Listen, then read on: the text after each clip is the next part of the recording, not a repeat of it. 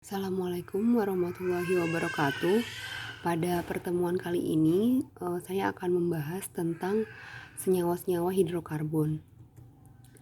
Jadi seperti yang telah kita ketahui bahwa hidrokarbon itu dibagi menjadi dua, yaitu ada senyawa alifatik, hidrokarbon rantai lurus, dan juga senyawa siklik, yaitu hidrokarbon rantai tertutup. Kemudian alifatik dibagi lagi menjadi dua, ada yang jenuh dan tidak jenuh. Nah, yang jenuh itu biasanya hidrokarbon yang tidak memiliki ikatan rangkap, contohnya alkana. Kemudian ada juga yang tidak jenuh, yaitu memiliki ikatan rangkap, yaitu alkena dan alkuna. Nah, untuk kesempatan ini kita akan membahas tentang alkana, alkena, dan alkuna. Jadi pada senyawa hidrokarbon sendiri terdapat 4 jenis atom karbon dalam senyawa hidrokarbon. Yang pertama itu adalah atom C primer, di mana atom C primer itu adalah atom C yang mengikat satu atom C lainnya. Contohnya adalah ini. Jadi pada CH3 dan CH3 ini dua-duanya termasuk ke dalam atom C primer karena hanya mengikat satu atom C lainnya. Kemudian ada juga atom C sekunder di mana atom C mengikat dua atom C lainnya. Contohnya adalah CH2 di sini karena dia mengikat dua atom C. Kalau bisa kita lihat lebih jelas di sini. Ini adalah atom C sekunder di mana dia mengikat dua atom C lainnya. Kemudian ada juga atom C tersier. Nah, pada atom C tersier ini dia mengikat 3 atom lainnya. Contohnya adalah yang ini. Dia mengikat 1, 2, 3 atom lainnya. Dan yang terakhir ada atom C kuarternar di mana dia mengikat 4 atom C lainnya. Contohnya adalah yang ini. Dia termasuk atom C kuarternar. Dia mengikat 1, 2, 3, 4. Nah, kemudian kita masuk ke dalam alkana. Alkana sendiri adalah sumber alkana sendiri adalah dari minyak bumi. Nah, minyak bumi ini terdiri dari alkana, senyawa aromatik, dan atom-atom lainnya. Alkana ini memiliki rumus molekul biasanya adalah CnH2n plus 2, di mana N sendiri adalah jumlah atom C. Jadi misalnya kalau C-nya ada 2, berarti rumusnya biasanya untuk alkana C2H2 kali 2 tambah 2. Jadi C2H 6. Nah, di sini kita lihat bisa adalah beberapa contoh dari alkana, misalnya C1 sampai C4, contohnya itu biasa digunakan sebagai natural gas. Kemudian ada juga C-nya yang misalnya banyak, C-nya dari C12 sampai C18 biasa digunakan pada jet fuel. Terus atau juga yang oil fuel, fuel oil itu pada C12 ke atas. Nah, ini bentuk-bentuk dari alkana. Ini kalau kita bisa lihat, bisa digambarkan ada yang seperti ini. Ada yang bentuknya juga garis dan ada juga bentuknya ball and stick. Nah, di sini ada propana, butana, dan pentana. Kemudian di sini juga ada beberapa alkana lainnya yang biasa dikenal dengan isobutana. Jadi dia C-nya ada 4, cuman bentuknya seperti ini, iso. Ini ada isopentana, juga bentuknya seperti ini, C-nya terdapat 5 dan ada juga neopentana. Di sini C-nya juga ada 5. 1, 2, 3, 4, 5. Tapi bentuknya seperti ini. Nah, untuk penamaan dari alkana ini sangatlah mudah. Kalau rantai lurus biasa, kita tinggal hafalkan saja. Kalau C-nya 1 metana, 2 etana, 3 propana, 4 butana, 5 pentana, 6 heksana, 7 heptana, 8 oktana, 9 nonana, dan 10 dekana. Ini adalah penamaan dari senyawa-senyawa hidrokarbon berdasarkan dengan peraturan IUPAC.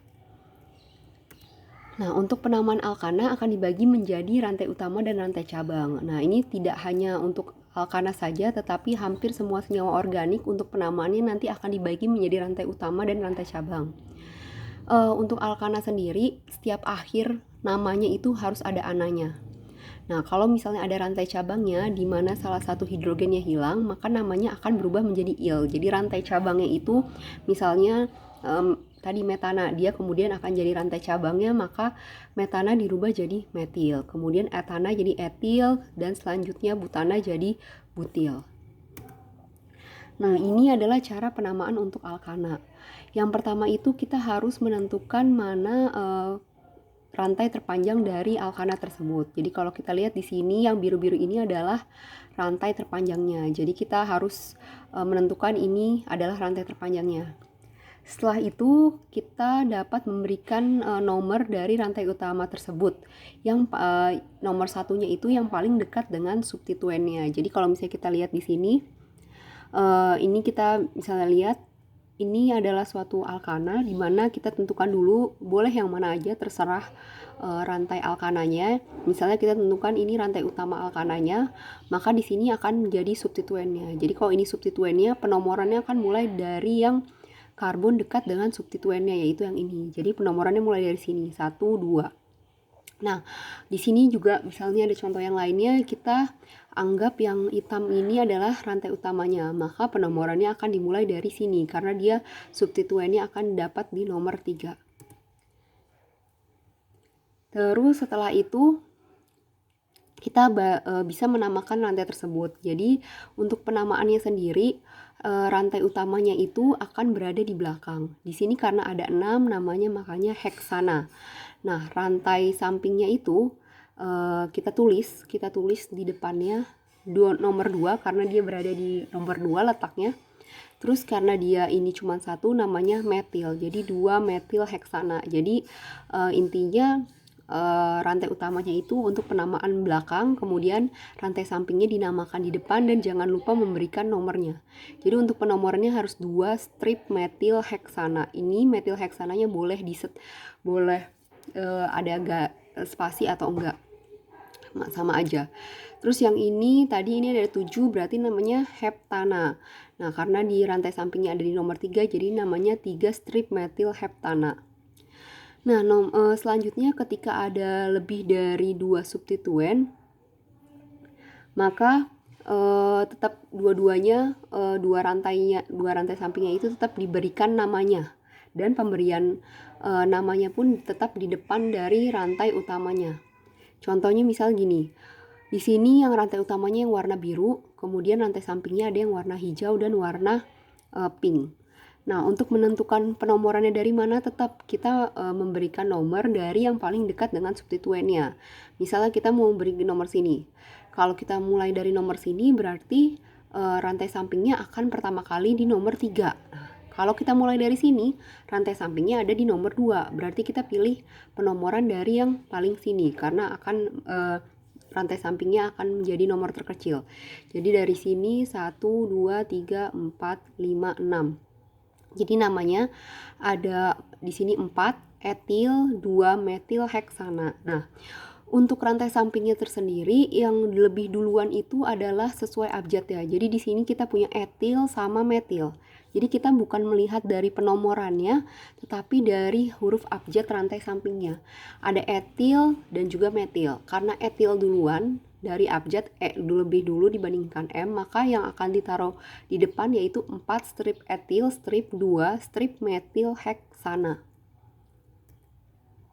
Nah, kalau misalnya di sini metilnya ada banyak, kita bisa tambahkan nanti 4 etil 2,2 dimetil heksana. Jadi kalau misalnya rantai sampingnya ada 2 atau 3 yang sama-sama metil, bisa kita sebut dimetil atau trimetil. Nah, di sini juga kalau misalnya ada 2 rantai samping pada nomor yang sama, itu nggak masalah, tinggal kita penomorannya aja ditulis yang sama, 3 etil 3 metil heksana. Kemudian nah ini yang tadi, jika misalnya ada rantai sampingnya itu sama-sama, jadi kita tinggal tambahkan di aja di depannya, atau misalnya tri atau tetra juga. Nah, di sini contohnya ini rantai utamanya yang warna biru, kemudian yang warna pink ini adalah rantai sampingnya, karena sama-sama metil, jadi tinggal kita tulis 2,3 strip dimetil butana. Di sini juga 2, 3, 4 trimetil pentana. Nah, di sini sama-sama metil karena nomornya ada di nomor 2 dan nomor 4, jadi tulis di sini 2,2,4,4 tetrametil pentana. Nah, jadi saya tekankan di sini untuk penomoran itu sangat penting. Jadi walaupun dia nomornya sama, tetap kita harus tulis nomornya di nomor berapa, 2,2,4,4. Jadi itu untuk misalnya kita mau menggambarkan menerjemahkan dari nama ke bentuknya. Jadi kalau misalnya kita tahu dia nomornya di nomor berapa aja, jadi kita jelas gambarnya seperti apa. Kecuali apalagi kalau misalnya kita cuma tulis 2,4 tetrametil, sementara ada 4 metilnya, tapi nomornya cuma tahu 2. Jadi kita nggak tahu bentuk si strukturnya itu seperti apa. Terus ini sama aja penamaannya. Nah, kalau misalnya ini kemungkinan bisa ada 2 rantai utamanya, yang di sini ataupun yang misalnya yang di sini hijau. Nah, itu terserah kita mau pilih yang mana, sama aja. Terus kemudian itu,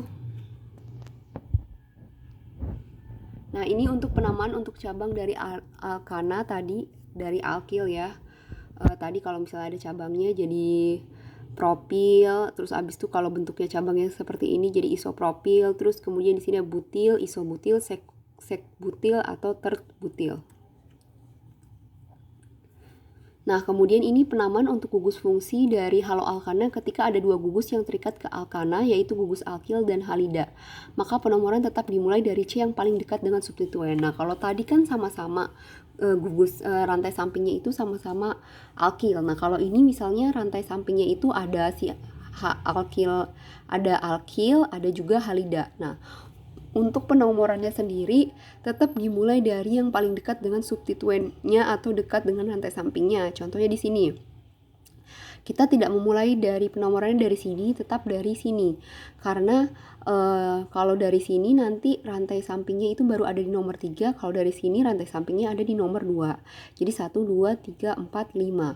Kemudian di sini berarti ada 2 kloro sama 3 metil. Nah, untuk penulisannya sendiri, kloro sama metil itu C sama M. Itu duluan C, makanya 2 kloro 3 metil pentana. Nah, kalau misalnya kalian mau menulis dengan bahasa Indonesia, pakainya klor. Nah, tapi berarti semuanya ini harus dalam bahasa Indonesia. Jadi nggak nulisnya 2 kloro pakai K, 2 klor, di sininya methyl, tapi tetap metil pentana. Jadi kalau misalnya kalian harus konsisten. Kalau semuanya mau nulis dalam bahasa Indonesia, ya tulis dalam bahasa Indonesia. Kalau misalnya mau dalam bahasa Inggris, tulis dalam bahasa Inggris. Jangan di sininya bahasa Inggris, nanti di sininya bahasa Indonesia. Nanti akan salah. Nah, ini tadi rantai-rantai sampingnya yang bisa kalian lihat. Nah, di sini juga ada sikloalkana. Jadi kalau tadi kan yang rantai lurus, ini yang rantai tertutupnya. Sikloalkana penamaannya cukup gampang, tinggal kita tambahin namanya siklo di depannya. Kalau ada 3 berarti siklopropana, kalau ada 5 berarti siklopentana. Terus kalau misalnya ada untuk substituennya atau rantai sampingnya, kita nggak perlukan penomoran karena kalau cuma 1, karena mau sama aja mau nomor 1-nya di sini atau di sini, itu nggak perlu. Jadi yang perlu penomoran itu kalau misalnya pada sikloalkana itu kalau misalnya rantai sampingnya ada banyak. Nah, kalau di sini karena cuma ada 1, tinggal langsung kita tulis isopropil sikloheksana. Di sini ada karena klor, jadi klorosiklopentana. Nah, kalau di sini ada 2, baru kita perlukan penomoran. Jadi bisa nawarin nomor 1, 2, 3. Jadi untuk penomorannya sendiri sama, balik lagi. Jadi nomorin yang paling duluan, yang paling dekat dengan substituen. Kalau ini kan di sini dekat substituennya. Jadi 1, 2, 3, 4. Jadi 4 kloro, 2 etil, 1 metil sikloheksana. Jadi ada perbedaannya sedikit.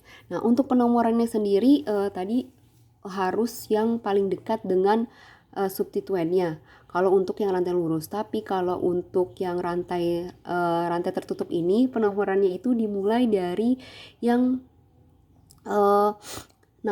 rantai sampingnya itu abjadnya duluan. Jadi di sini ada etil sama metil. Nah, karena abjadnya duluan si etil, jadi penomorannya mulainya dari sini, nomor 1 yang dekat etil. Nah, di sini juga ada kloro, ada metil sama etil. Nah, yang paling duluan kan kloro. Jadi namanya